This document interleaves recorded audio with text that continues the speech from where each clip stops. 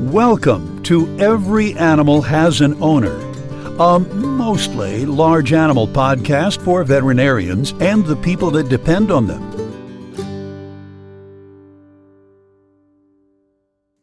Ticks by themselves in small numbers probably do not have a real significant effect on the animals.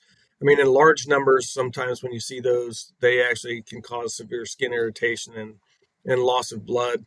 And if you have some of the ticks, either the spinous ear tick or the Gulf Coast tick, those infect the ears of cattle and actually cause ear damage and curling of the ears very quickly after the infestation, and that is irreversible and leaves some defects and some difficulty with the animal having abnormal ears and infected ears and ongoing problems from that. The really big problem with ticks is that they are carriers of many diseases that affect many species of birds and mammals. And in cattle, the primary concern are three different blood parasites, and those blood parasites are worldwide. Babesia is a problem, and that's called the Texas cattle fever, and it's limited in the United States to just the southern border of Texas, and so we don't most anywhere worry about that one. I mean, in the rest of the United States, the one we do worry about is anaplasmosis, which has multiple forms of transmission, but as far as ticks go, they are the major. The dermacenter, or the American dog tick, is the primary tick carrier of anaplasmosis. And I looked recently, and it said anaplasmosis in the United States costs the cattle industry $1 billion a year.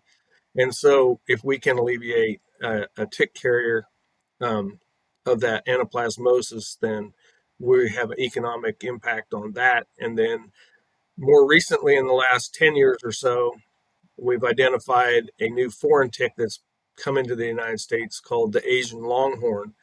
And the Asian longhorn carries a blood parasite called Theileria. And the Theileria is can be very devastating, has signs similar to anaplasmosis. It's a blood parasite, so the body reacts to it in a similar way. The difficulty with Theileria is anaplasmosis does have some antibiotic treatment, and we can treat anaplasmosis to some extent. And the Theileria does not have any drugs in the United States that it is susceptible to. So as we transmit Theileria with this Asian longhorn, we have really no other course of treatment once they get it, and so stopping the tick that carries it is very important. So if we at Medgene are developing a multivalent tick vaccine, and by utilizing this technology, we have the cow build antibodies to the tick's gut. And by doing that, when the tick feeds on the blood of the cow, then it damages the tick's ability to feed and the tick's ability to breed, so that we can decrease the overall numbers of ticks within any given herd and the area that they're living on. So the vaccine that we have is the dermacenter, which is the American dog tick, which carries anaplasmosis. And then we have the Asian longhorn, which is the foreign tick that came in about 10 years ago carrying the Theileria.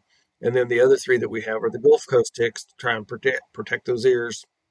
And then we also have the deer tick. It's also called the black-legged tick.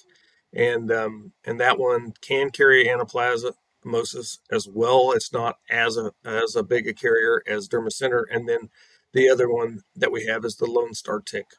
And we can prevent all those, or we can decrease all of those. Depending on the geographic location, we have different seasons for all these parasites. And so, most of these ticks are only occurring most of them are only occurring in the eastern half of the United States. And, the Asian longhorn came in and was kind of found in Virginia, and it has moved westward, but it has not moved to the north or to the south. So it kind of depends on when it gets warm enough and when you need it. So for the most part, we're recommending a spring vaccination, a vaccine with a booster 3 weeks later, prior to going out from the typical winter pastures to the summer pasture where there will be ticks. So, but we can do it at any time, and as farther south you go, the more you need to expand your vaccination scheme, and the farther north you go, you can more focus on spring vaccination for summer protection.